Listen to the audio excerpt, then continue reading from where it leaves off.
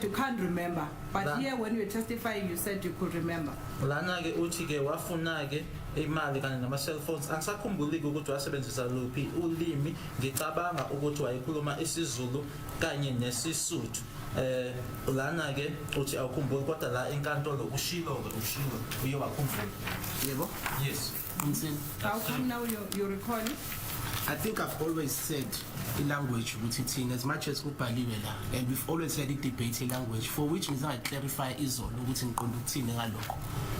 I think I've always said it, what the language was that was used, and it was even debated at some time here in court. And yesterday, I clarified what I meant by that. Oh, you said in what language did the suspect say demand money and so forth?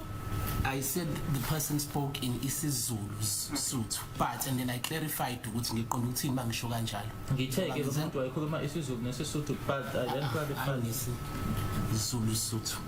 Then I clarified. Ngisatolile. Awuphinde ke qale. I said the person was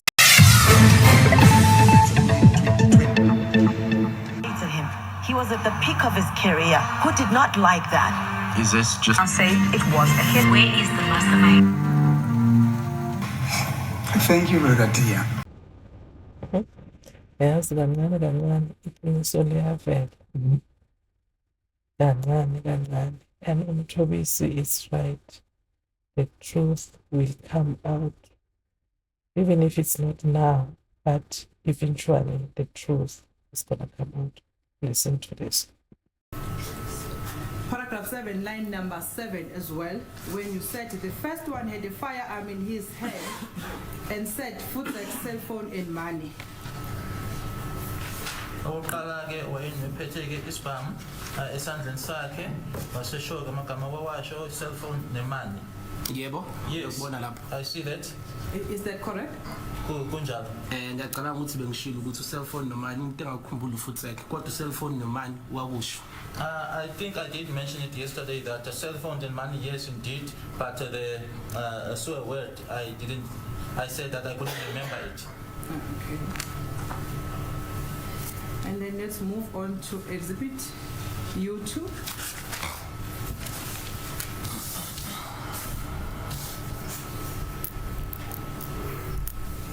Paragraph 4, line number 5, wherein you said he demanded money and cell phones. I can't remember what language he used. I think he was speaking in Zulu and Osoto. You said Speaking in isiZulu Sotho. I also mentioned isiSotho, yes, but not in the sense ukuthi umuntu bekhuluma ngesisuthu. Ngize ngachaza ukuthi isiZulu sami nesizulu somuntu wakuphi nesizulu somuntu wakuphi asifani as much as kuyisiZulu. Ngiyacabanga ukuthi nozandu zilwazo testify la. Nisizwela isiZulu sakhe ukuthi sinjani. Asifani nesami kodwa naye bekhuluma isiZulu. I did say that it was Zulu, Sotho, but I then clarified what I meant by that. I even mentioned of places. Even Zandi was here. You heard how she spoke that she was speaking in isiZulu, but her isiZulu is unlike mine. okay. You would also recall that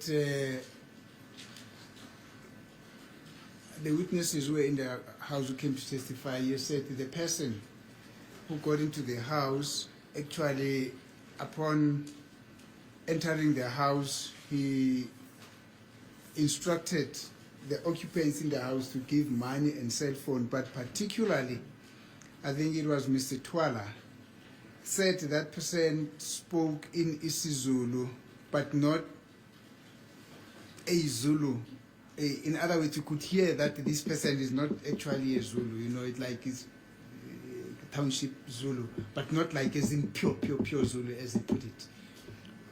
Uzokhumbula ke kwasho ofakazi ke lana ukuthi ke umuntu ke mayingena ke noma loyo owangena ke uma into ayisho ebantwini ke ababesendlini wathi ke ama cell phones nemali kodwa yena ke uthwala uma ekushoko ukuthi ke wamuzwa umuntu loyo uma ekusho lokho ukuthi cha uyamuzwa lo muntu ukuthi kasiyena ke umZulu. In fact, to paraphrase him, He said that person spoke Sotho Zulu. Sizuthu. Empeleni ke uma nje ungasho lokho kwasho uyena ke uthwala ukuthi ke umuntu loyo wayekusho ke lokho ngasi Sotho Zulu. Yebo ngamuzwa impela asho kanjalo wathi Sotho Zulu lapho. Yes, I heard him. That is exactly what he said. He said the person said it in Sotho Zulu. Do you have any comment? Khona ungakusho? Understand, before you comment, that is also one of the sacrosanct, is it sacrosanct? Or one of the main determining, one of the main identifying features of the perpetrator who got into the house. Khumbula ngaphambi kokuthi ukhulumeke ukuthi ke ezinye ke zezinto ke lezo ezichazayo noma ke ezisho ke umuntu loyo owangena endlini. Any comment? Khona ungakusho? Hayi babechaza umuntu owangena endlini hayi mina. They were talking about the person that entered the house, not me. Mina ngumZulu ozalelwe emakhaya. I am a Zulu by birth who was born in the villages. Ngikhulele emakhaya. I grew up in the villages. IsiZulu sami nje siqonde ngqo isibelebeleni phela mina. I am Zulu by birth. I speak pure Zulu. Lo kuthiwa ukhuluma isiZulu Sotho nje lapha hayi babengashoyela wasemanxubeni. Now, when they said that this person was speaking Sotho Zulu, they were not referring to the person or to me, who is from the Ncube clan. Ngoba mina ngumZulu mina kuba kuthiwa kuyimi wayezothi nje ukhuluma isiZulu nje siqonde ngqo.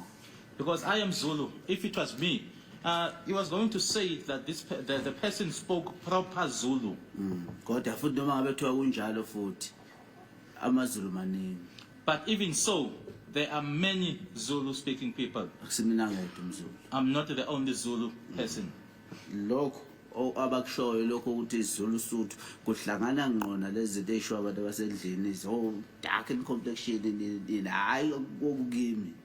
Now, all these things that were said by the people that were in the house, the description that the person was dark in complexion, it is now, it does not affect me, or it is not connected to me. Thank you, Mr. Miller. Yeah.